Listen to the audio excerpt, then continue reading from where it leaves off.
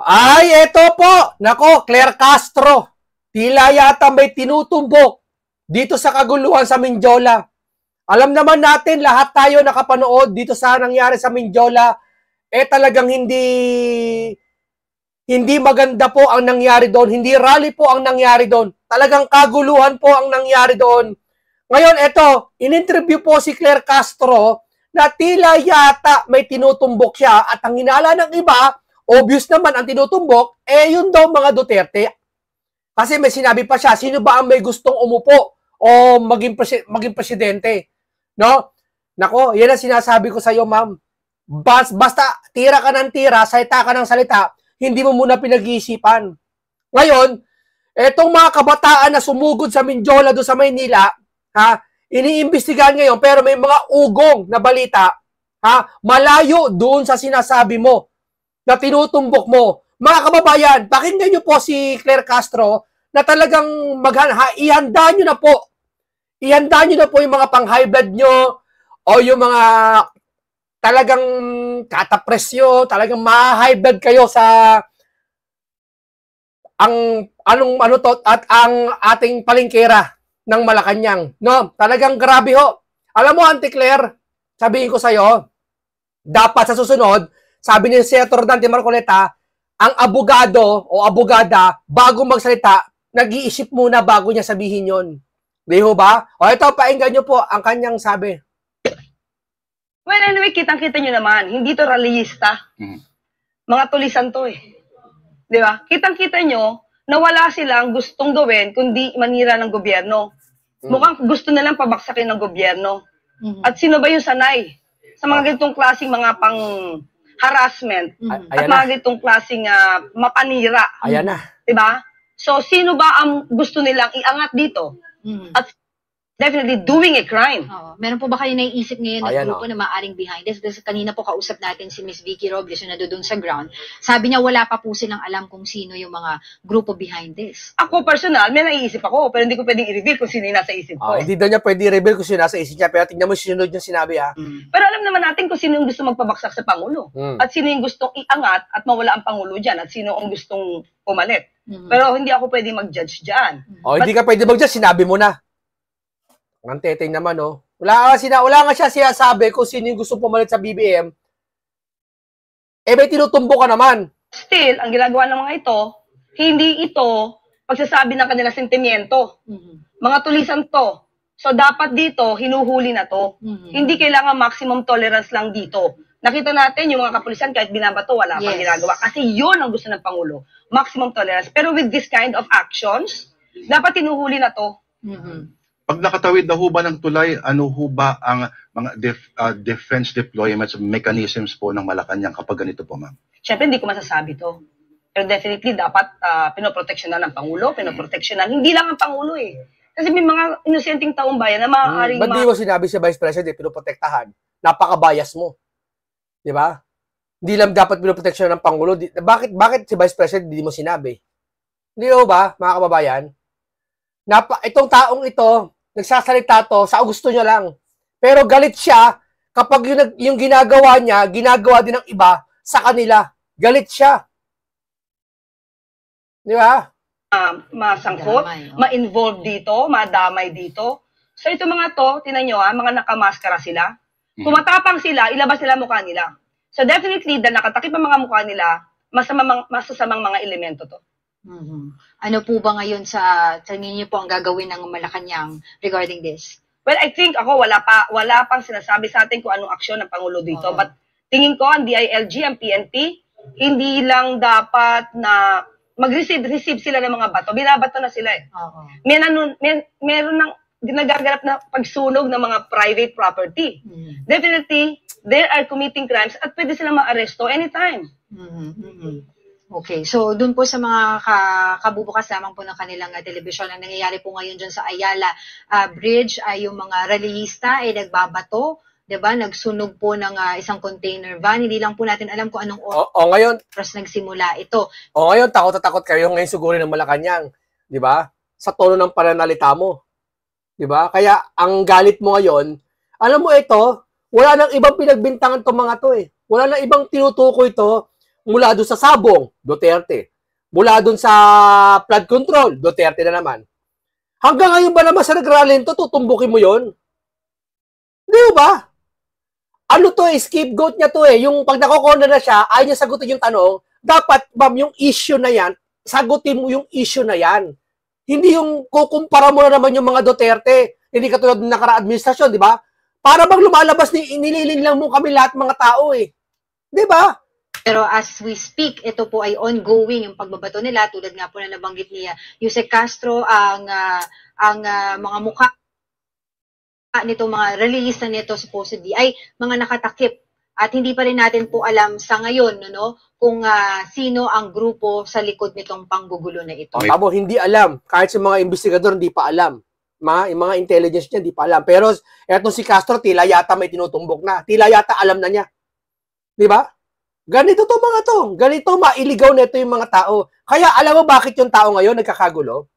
Isa sa mga sinasabi kasi nila nagpapagulo Nalilito yung mga tao Kasi dapat halimbawa, nagkaroon ka ng problema sa isang gobyerno dyan, sa pinag-gobyernuhan mo, ang linisin mo, yung kalat mo lang. Huwag ka muna tumalon sa iba. Ay, kaya niya, bakit na, at least kami ganito, kurakot, at least ganito, flood control, natuklasan ng Pangulo. Hero ang Pangulo. Samantalay na karang administrasyon, di naman ginawa yun. Tatalong ka na naman sana. Lagi siya nangungumpara. Para bang laging, baka natatakot siya isipin ng tao, baka na naman mali kami, tapos yung nakarang administrasyon, purihin na naman. Takot siya doon. Ang gusto niya, ikumpara lagi, tapos pag kinumpara niya, sasabihin niya, ano sila, kumbaga pinapalitaw niya, maganda sila. Panoorin nyo. Flag sila na may bungo. Attorney Claire. Yeah. Yes. Go po. Anything to add po dito sa mga nangyayari na tayo gagawin taong ng bayan Malacanang? Okay, taong bayan na. Di ba ayaw nyo na makasingit ang mga masasamang elemento na to? Dahil itong rally na to, supposed to be, itong protest na ito is against corruption. Hindi against the government, hindi against the president.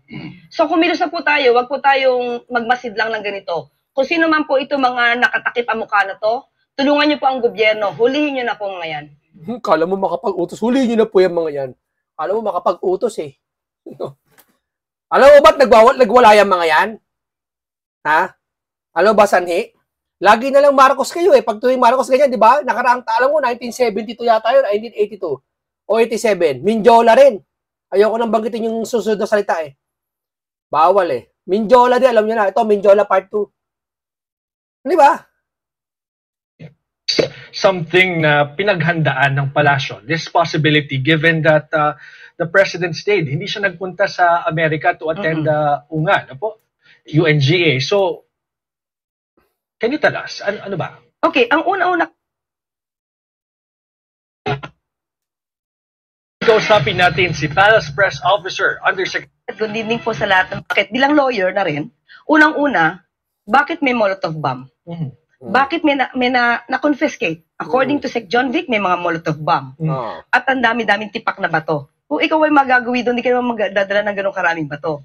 At kayo, mga kabataan, ano ang purpose? Bakit sa Mendiola?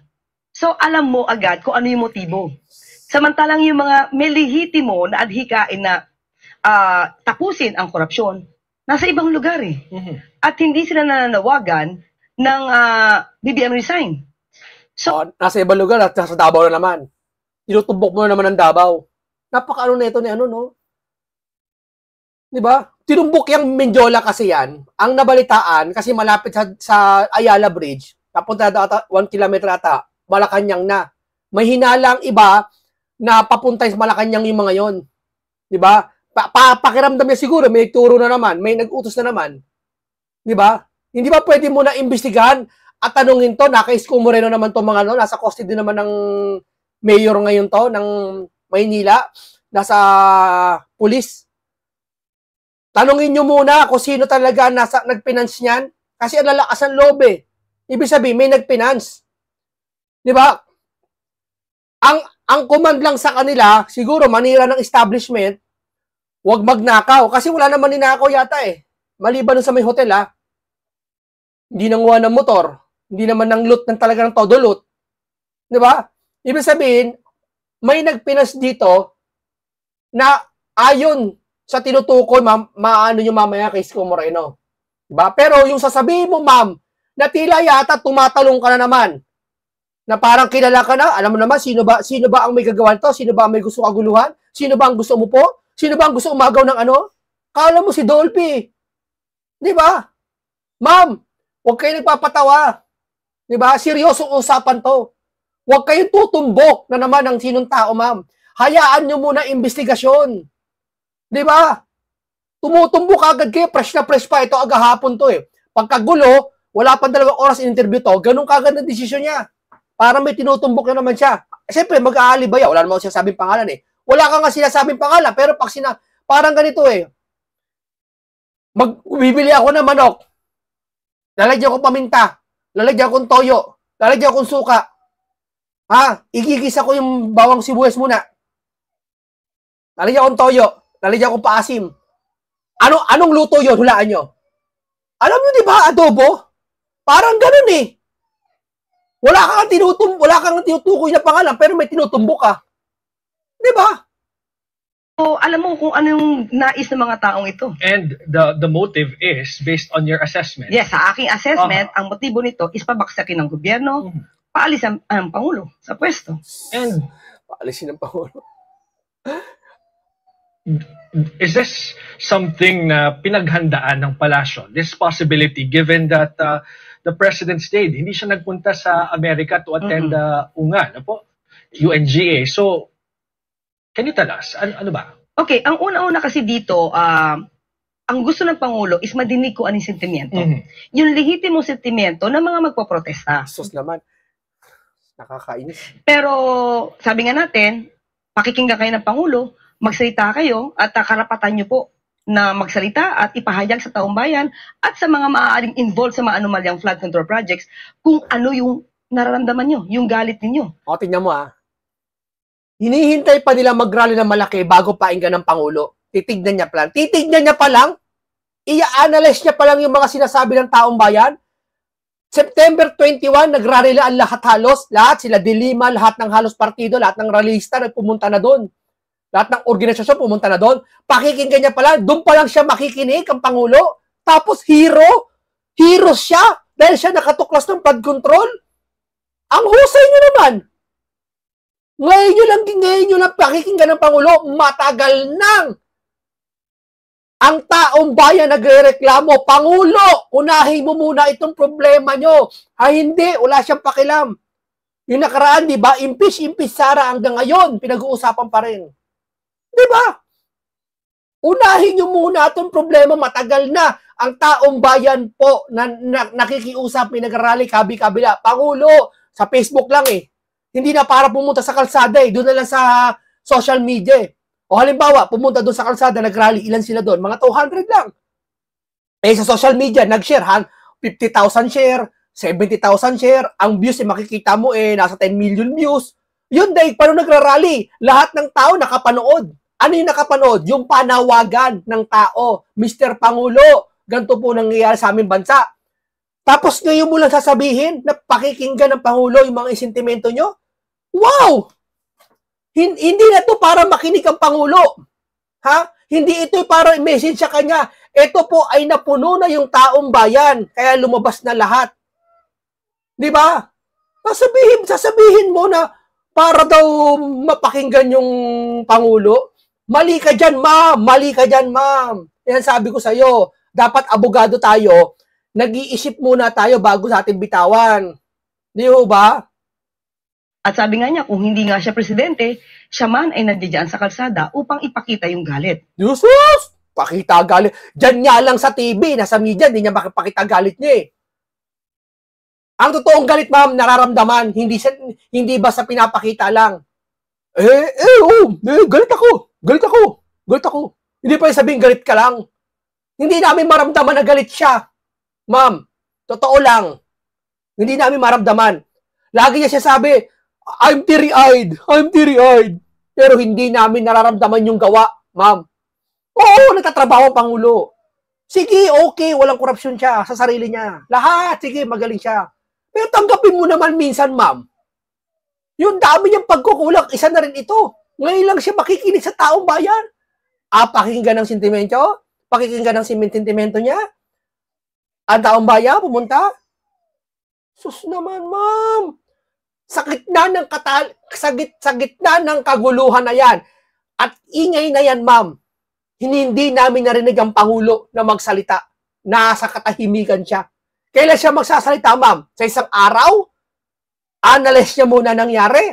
Nasanay kasi kami kalapinoy dati. Pati kay Duterte. Ha? Pag nagkagulo dyan, nagsasalita agad ng Pangulo, press briefing kagad kahit sa ibang bansa. Yung nagkagulo dyan, ganito nangyari. Ganito po, gawin natin, ganito. Sisikapin natin. At least man lang yung ibang tao maibsan ang nararamdamang inis at galit. Napupuno na yung tao eh. Si Pangulo ba nag-nyonyo ganyan? Sige nga, ano oras na? Nagsalita ka kasi bilang isang tagapagsalita. Pero hindi tagapagsalita ang kailangan dito. Taong bayan na yun ng mga pulis na yung humarap po. Yung kalokohan ng mga politikong administrasyon ng yung dalawang pinangalanan ng Diskaya, kaya nagwala ang taong bayan at marami ayaw umamin pa rin. Hindi sapat sa taong bayan na si Henry at si Diskaya at si Bryce lang ang mapaparusahan. Kasi kung sapat na yung tatlo na yon, hindi lalabas ang taong bayan.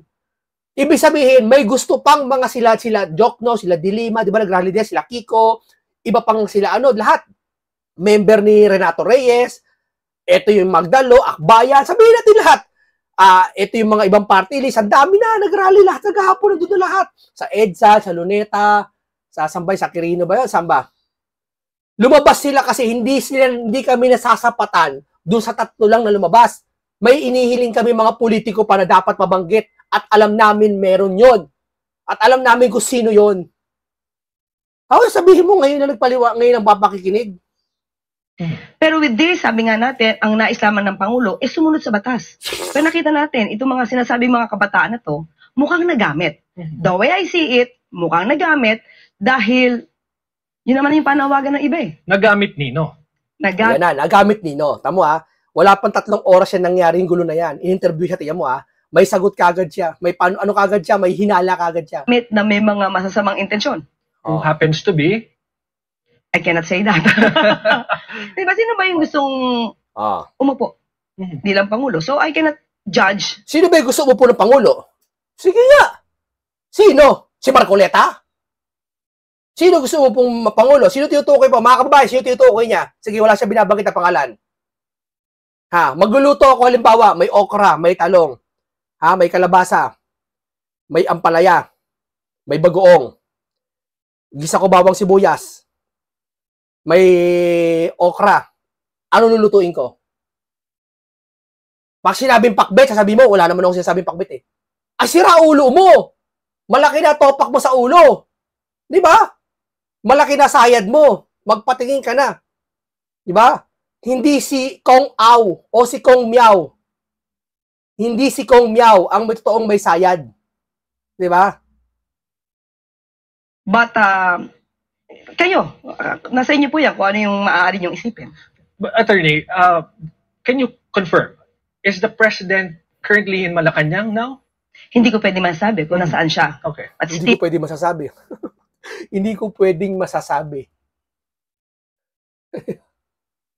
Obvious eh. Di ba? Hindi ko pwedeng masasabi. Hindi ko pwedeng sabihin. Pinaghalo niya, hindi niya pwedeng sabihin, secret lang, at hindi niya masasabi kung nasaan. Napaghalo niya na hindi niya namamalayan. Sa taranta niya. Nandito siya at nagmo-monitor. Sa lahat ng Nagmo-monitor, tamo. Wow! Nagmo-monitor lang pala. Kailangan namin salita niya. ngayong araw po, did you prepare for that scenario that the palace will be a target of the protests? Yes. So makikita natin kung paano ba nag-perform ang mga kapulisan po natin. Alam natin na handa sila. Are you satisfied with what you've seen today? Kung kayo po mag-a-assess sa seguridad sa palasyo at this point na meron tayong political turmoil? Satisfied? Bakit? Hindi naman naari, hindi nagawa yung gustong gawin itong mga masasamang elementong ito at nandun pa rin yung maximum tolerance. Hindi daw nagawa yung gusto nagawa naman. Nagawa na nga, nasira na nga yung hotel eh. Nasunog 3 motor. Isang container nasunog. Yung mga establishment nasira din. Yung traffic light nasira din. Mga napinturahan yung sahig, nawakwak yung mga ibang pader. Yung mga tao nasugatan, natalamsikan ng mga bubog. Yung mga pulis 70 sugatan. Halos lahat, di ko alam kung 70 o more or less. Ha? Binakbak nila yung mga ibang mga karatola doon. Hindi pa nila nagawa yung gusto nila. Ha? Na gusto ng Pangulo. Nandun yung maximum tolerance, but yung mga gumawa ng krimen, napa-aresto. Okay. Ngayon po, syempre may mga nagpo-protesta rin na kagaya na banggit nyo, nananawagan sila for the president to resign. What is your reaction? Anong dahilan? Unang-una, ang Pangulo ang nag-umpisa ng pagpapaimbestiga dahil siya mismo ay nadismaya. Ma'am! Talagang ang Pangulo dapat mag-umpisa. Ba't parang lumalabas sa'yo, Pangulo, tandaan nyo, Pangulo ang nag-umpisa? Natural! Siyempre, presidente siya! Pinagmamalaki pa ba yun? Sasabihin pa ba yun? Obvious dapat siya manguna. Pero nagkakamali kayo dyan. Hindi siya ang nauna. Marami na pong gustong magpaimbestiga. Korupsyon pa lang si Senator Dante Marcoleta. Bago magsona, napakalayo ng buwan. January pa lang. Sinabi na po na may korupsyon, unahin. Anong ginagawa ng mga Congress pati kayo? Sara Duterte. Ang banggit. Okay, imbestiga si Sara, wala tayong problema dyan. Gusto nyo, ikulong nyo kung may sala talaga. Impeach nyo. Pero eto, natuklasan ba ng Pangulo? No! Nung matutuklasan ng Pangulo siguro, aking haka lang tsorya lang pero kayo na ang bahala mag-analyze Kung matutuklasan na may ipit na siya, ayun na, sabi ni Anjo, napakalinis ng Pangulo kasi mahulig siyang maghugas ng kamay. Lagi siyang walang kasalanan. Ano yan? Ikaw pinaka-chip? Pinaka-chip ka ng Pilipinas, ikaw ang presidente. Kahit sa company, pag ikaw presidente, pag yung isang empleyado mo, nagkaroon ng kasalanan o kagawa ng kalokohan, sino kakausapin? Yung presidente. Diba? Halimbawa, yung company mo may kasiraan, may kapalpakan, may korupsyon. Sino papuputukan? Yung presidente. Tila dito parang lumalabas, gusto nyo mangyari, siya pa hero, siya nga nakatuklas siya nanguna sa investigasyon. Maraming gustong mauna, kaso hindi nila pinakikialaman kasi dapat ang nauna talaga presidente. Kaso hindi siya nauna, mami. Maraming nauna na gusto mag-imbestiga. Wala lang sa posisyon. Nung si Senator Marcoleta congressman pa, hindi siya pinakikinggan. Nagrally na nga na malawakan unahin ang korupsyon. Anong ginawa? Wala nangyari. Tapos kayo sasabihin nyo, kayo nauna? Kayo pa bida? Aba! Di ba? Tapos kayo papabiktima? Kayo pabiktima na itong sitwasyon na to? Para lumalabas, mali pa yung tao? Mag-isip-isip nga kayo. So, hindi naman mabubuksan ang ganitong klaseng pag-iimbestiga kung hindi ang Pangulo ang nagsabi. Tandaan natin, nung mga nakaraang Talaga ba? administrasyon, may ganitong klaseng mga ghost projects. Pero nagkaroon ba ng malalimang pag-iimbestiga? Ang Pangulo, kahit alam niya na maaaring tamaan ng administrasyon niya, kahit 3 taon pa lang to, pinaimbestigahan niya. So doon pa lang dapat alam din ng tao at alam din man karamihan, yung ibang mga militante, na ang Pangulo nag-umpisa nito. So iba lang talaga itong mga masasamang elementong to. Sabi nga ng iba, di ba, yung mga lehitimong nagpo-protesta, hindi nila gusto ang pagpapababa kay Pangulong Marcos Jr. Hindi kasi kaya hindi nila gusto papababa dyan kasi alam nila si Sara ang upo. Wag ka nga, ma'am. Napakaano mo naman, ma'am. Alam mo, totoong dahilan naman, niloloko mo. Yung mga alam mo yung mga sumugod sa Mondiola, ma'am? Kabataan lang yung mga 17, pababa lang iba doon. Yung iba siguro mga 22 na. Pero kalimitan doon, sabi doon sa Manila, mga minor de edad. Isipin mo nakaagawa sila ng ganun. Bakit? Kasi utak nila malago na. Maalam na dahil sa pinagagawa dyan sa gobyerno. Ngayon, magsasalita ka ng ganyan sa harap namin? Nililin lang mo kami? Ano ibig ko sabihin? Yung mga kabataan niya sumugod sa Mindiola, magtalino na Eto pa kayo manonood kami? Hindi namin maunawaan lahat ng nangyayari, ma'am? Alam namin. Eto pa sinasabi pa, yung nakaraang administrasyon, Hindi inimbestigahan? Ngayon, administrasyon, 3 years pa lang, inimbestigahan ng Pangulo?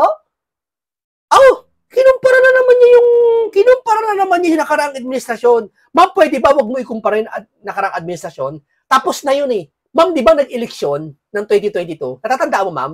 Bakit di mo tanda, ma'am? Sino nanalo? Ma'am, gusto ko paalam sa'yo nanalo ha. Nanalo po si Bongbong Marcos ng presidente. Bakit po binoto ng tao? Bakit pinalitan? Kasi po, para ipagpatuloy yung nasimulan o may palpak man, baguhin ng Pangulo. Ang purpose ng Pangulo kaya binoto ng taong bayan, hindi lang sa batas dahil nagpapalit ng Pangulo o bilang leader nagpapalit. Binoto siya para gusto ng mga taong bayan ma-enhance pa o yung mga kakulangan ng dating administrasyon o kapalpakan ng dating administrasyon, ma-enhance ni Pangulo at maihatid sa atin yung magandang serbisyo. Na, hindi para balikan yung ikukumpara natin. Siya nga nakaupo dyan eh. Kaya nga siya binoto ng tao dyan eh. Siya mag-aayos niyan. Hindi yung may pagkakamali, may pagkukulang, sisisihin Duterte na naman. Totoo mga kabayan, totoo mga tatay kong senior, mga ano dyan, totoo ba? Totoo, di ba? Ano gusto mo ikukumpara? Ma'am, sige, palagay natin ha. Ang Duterte talaga palpak lahat. Hindi mo na kailangang ikumpara yun. Taong bayan na mag-aalam nun, naramdaman yun. Ang gawin mo, yung problema mo ngayon, patutunguan ni Presidente BBM, ni Junior. Ito, dapat ang sagot mo dyan, hindi ka tutang Bakit? May nag-imbestiga ba? Yung nakaraang administrasyon? Ngayon may nag-imbestiga? Wala. Dapat ang sagot dyan, iimbestigahan ng Pangulo ang lahat. Ganon. Hindi yung kukumpara mo. Ang layo ng sagot niya sa tanong ng reporter eh.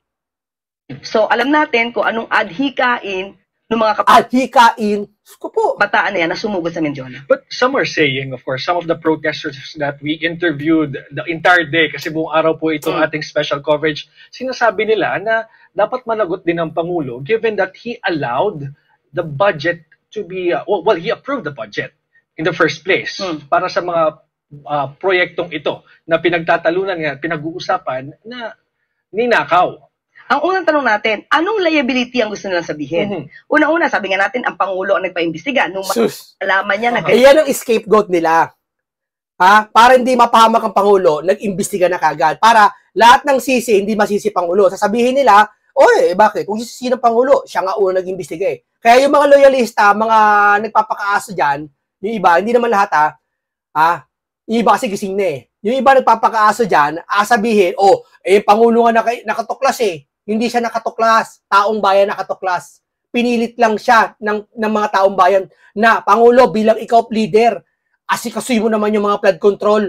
Saka lang lumabas siya nung SONA. Huwag kami, ma'am. Sabi ko nga, yung mga nasa Mindiola, matatalino na yun. Kahit ganun yun. Ibig sabihin, kaya nangyari yun, ang tao lumalago ang kaalaman. Ibig sabihin, kung sasabihin mo sa amin na ang Pangulo ay natuklasan nyo na siya lang ang nakaisip nun, mali ka dyan, ma'am. Alam ng taong bayan, kami nakatuklas. Saan sa pamamagitan ng ng malalakas na bagyo at mga ulan. Pinak-check kayo ng panahon. Kami, natuklasan namin. Sumigaw kami. Yung iba, nasa kalsada, imbestigahan ng flood control na. Doon lang kumilos ang Pangulo. Dapat niya, unang taon pa lang kumilos na siya. Kung may mali ang administrasyon Duterte, dapat doon pa lang sa unang upo niya, nagutin ang mga Duterte, ba't di niya pinanagot sa flood control? Bagkus pinanagot niya doon sa mga ginawa ng allegedly EJK. Bakit di pinanagot yung flood control? Malaking tanong yan. Sinasabi ng iba, bakit? Imposible. Yung nakaraang administrasyon niya, kaya niyong kalkalin. Ito yung nakaraang administrasyon niya, kaya niyong kalkalin yung issue. Kahit napakalalim. Ito pa kayang current na issue na si Pangulo na ang Pangulo, na si BBM na, tapos natuklasan niya after 3 years lang? Imposible. Kaya niya natuklasan, kuno.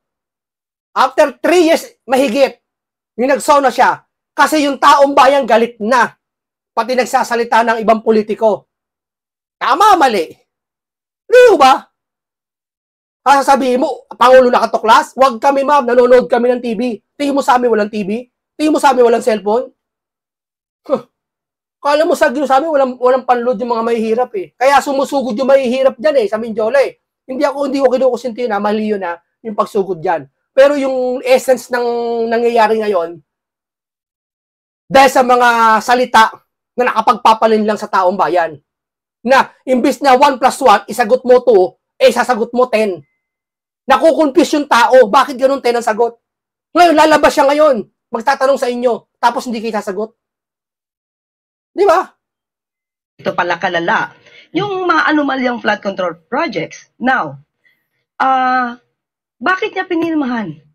Ito'y inaral. Kasama yung mga ekonomista, economic team. At nabito yung dapat ibito. Second, ang Pangulo, yung alter ego niya, sila yung gumawa ng budget. Okay. So there's good faith na makikita at the time. Yun yung trust ng Pangulo. So nung nakita niya, that's July 2024, sinabi niya na okay ang flood control projects, pero nung nakita niya, kung ano nangyari dito because of yung dalawang bagyo and habagat, ibang klase to. Mali ka dyan. Okay, nadulas siya, Alam niyo, sino nag-fact check? Yung habagat, di ba? Yung habagat. Ba hindi, yung taong bayan, nagreklamo pa sa social media. Akala niya kasi ang pagreklamo sa rally lang. Hindi, sa social media po, ang reklamo ng taong bayan ngayon. Hindi na po magrarally. Ang nagrarally lang yung mga akbayan. Pati iba doon. Kasi choice nila yon, kagustuhan nila yon. Pero yung taong bayan nakikita sa social media, doon sila nagsisimentimento ng mga saloobin. Sabi, nung bumagyo, lumakas ang ulan, habagat, doon na natuklasan. Tapos mo kung sabihin ng Pangulo nakatuklas, taong bayan nakatuklas. Ma'am, wag niyo naman lagi kami na nga pinagnakawan ng gobyerno taong bayan Pati ba namang credit namin aagawin niyo pa? Pati ba namang credit namin na kami nakatuklas niyan, ibibigay niyo pa sa Pangulo? Wag naman, ma'am. Luzon, Visayas, Mindanao, ma'am, nakikinig pati mga senior citizen natin. Alam nila 'yan. Wag niyo naman kaming mamdadaya. Dinadaya nyo naman kami. Huwag naman ganon. Andaraya na yun Hindi ba? So, kailangang imbestigahan to. Nung nakita niya na mukhang may anomalya dito. Sabi niya na-overwhelm Na-overwhelm. May flood control, andyan ang flood control. Na-overwhelm lang. So, ibig sabihin, alam niya na na-overwhelm lang. Hindi ba? Nakakalimutan mo, ma'am, sinabi ng Pangulo yun. Inumpisa niya pag-iimbestiga. Ma'am, alam mo bakit lamang ang isip namin mga vlogger, pati kami mga nanonood? Alam niyo bakit?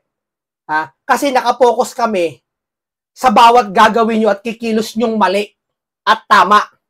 Samantalang kayo, hindi nyo napapansin ang mga sarili nyo kasi busy kayo dyan na ang palagay nyo, kami ay hindi nanonood. Nanonood, paminsan-minsan lang, busy rin kami. Kala nyo lang yun. Kami dito ng mga nasa bahay o natrabaho, nasa mga depressed area, sinusubaybayan namin lahat ng pinagsasabi nyo. Kaya alam namin, tandaan namin lahat ng sinabi nyo. Tapos pag may kasalungat kayong sinabi, doon na nagagalit yung tao.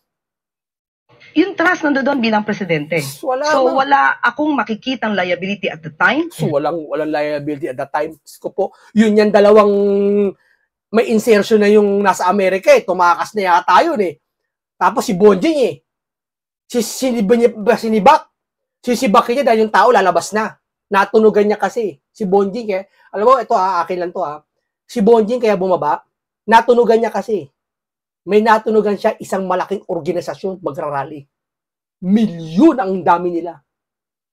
Natunugan niya siguro, naku, magrarally yun. Bumaba ka na. Kaya, konti na lang yun dyan sa Luneta. Teorya ko lang yun. Kasi mas may liability yung mga namuno na alam na nila may ghost projects, pero hindi nag-imbestiga. Okay. No. Pero hindi nag-imbestiga. Sus naman, ma'am. Alam mo, ma'am, trabaho yan ng presidente, paimbestiga niyan. Sa simula pa lang. Tandaan nyo yan. Alam nyo, ma'am, mahirap talaga maging presidente. Kung sasabihin nyo sa amin na hindi naman perpekto ang pagka-presidente kaya hindi niya na maiisip yon, ma'am, hindi ganon ang aming ang aming inaasahan. Dahil marami kaming alam na presidente, sila Netanyahu sa Israel, may gera na, ginidigma sila ng buong halos sa paligid nilang bansa. Si Benjamin Netanyahu, dinidigma sila ng buong bansa. Pero na naaasikaso pa rin ni Prime Minister Benjamin Netanyahu, lahat ng asikasuhin. Ibig sabihin, ganun katalino yon. Huwag mo sabihin na, si Benjamin Netanyahu yun, tayo Pilipino lang Ma'am, hindi ako papayag. na mga Pilipino, hamakin. Kahit ikumpara mga Pilipino sa ibang bansa, ma'am, tinitiyak namin kami mananalo. Ganun lang yan, ma'am. Pride lang yan. Kanya-kanyang pride lang yan.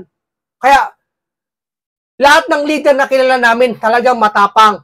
Naiisip lahat na naisip. Unang taon pala nila, imbestigahan. Isko Moreno nga Unang araw sa Maynila Ha?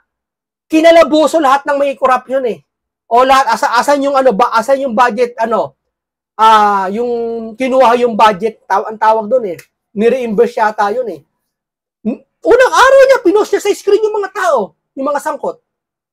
Yung bang Pangulo, ginawa yon? Sige nga, after 3 years pa lang ginawa. Tapos sasabihin nyo, ngayon pa lang makikinig ng sentimiento. Tapos ngayon pa lang mag-iimbestiga na. Tapos siya pa nakatuklas. Ma'am, hindi kami papayag mga Pilipino. Magaling ang Marcos, ma'am. Okay, magaling. Masipag si Marcos, nakikita namin. Gusto niya talaga mapaganda ang Pilipinas. Pero sa pagkakataon naman ito, ma'am, yung credit ng mga Pilipino, huwag nyo naman isama kay Pangulo. Huwag nyo naman i-credit. Alin yun? Yung kami nakatuklas ng flood control, hindi naman siya. Sinang-ayo na lang niya yung gusto ng taong bayan, pati ng panahon. Di ba? Pag-usapan natin na Yusek Claire, itong allegations or hamon ni dating Ilocos Sur Governor Chavez Singson.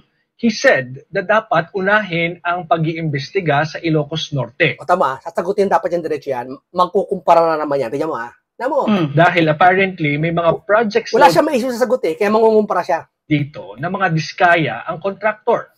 What is your reaction and your response? Ako, sa amin, pakiramdam namin, napaka-irrelevant ng sinasabi. Bakit po? Ni Mr. Chavez Singson. Unang-una, alam naman natin, saan siya kumikiling ngayon. At may galit siya sa Pangulong Marcos. Tignan mo kinukumpara na naman niya Junior. Siya kumikiling ngayon. Kumikiling, ang susuporta niya ay ang vice-presidente. Tignan mo, tumalong ka na naman doon. Ang bihira naman, So, number 1 yan. So, ano yung... Wala siya maisip na sagot Ako, meron ako naisip, ma'am, kung kakampi mo ako. Alam mo, ilan naisip ko? Lagpas 100. Ewan ko sa'yo, bakit isa na naisip mo?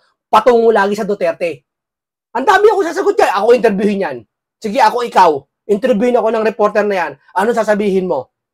Kay Chavez Singson, bakit, kay Pangulo, bilang ako spokesperson, magsasalita ako sa kanya. Sir, ganito yan, maghinay-hinay ka. Hindi ako magabanggit na nakaraan. Kasi problema namin tong kasalukuyan. Motibo mo. Pangalawa, ang Pangulo, lahat ng lugar, lahat ng may anomalya, paiimbestigahan yan. So, including Ilocos Norte. Of course. So, huwag siyang manguna sa ICI. Nandiyan na po ang records sa ICI. Bahala po ang mag-imbestiga ang ICI. At baka naman nakakalimutan niya rin, marami ring projects sa Davao City na hanggang ngayon, bumabaha pa rin. Pati mo, kinumpara na naman niya. Yan. Yan ang may nabasa ako sa Biblia. Madami. Marami din ako nabasa sa mga history. Sa mga medieval. Sa mga luma, mga history, mga Egyptian. Pag isang week ang nagsasalita, binabanggit niya yung nakaraan. Tip ko lang, wala ako sinasabing week ka, ma'am. Yung sinasabi ko lang, yung mga nabasa ko. Sige, maraming salamat po sa inyo. Isang mapagpalang araw. Lahat kayo, mabuhay lahat kayo.